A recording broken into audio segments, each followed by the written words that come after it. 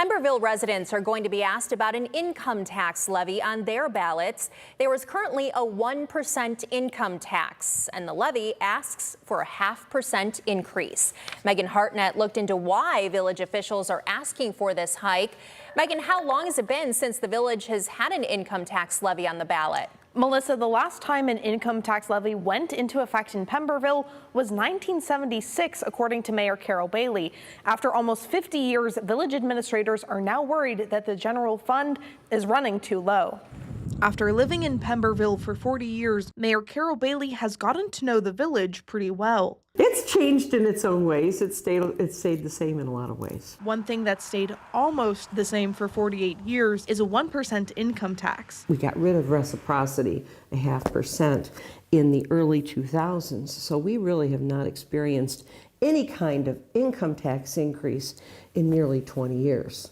But this year, residents will see a 0.5% increased tax levy when they go to vote. The village's income tax fund is split 60% into the general fund and 40% to permanent improvements.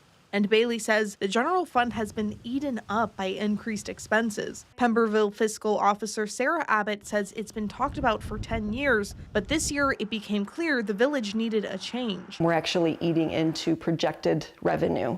So we're not necessarily using revenue that we have sitting in a savings account. We're actually using revenue that we're expecting and hoping to receive within that year. Abbott says when looking toward next year, the general fund is low. I projected roughly that we would start off with a beginning balance about $180,000. Our police budget is about $200,000.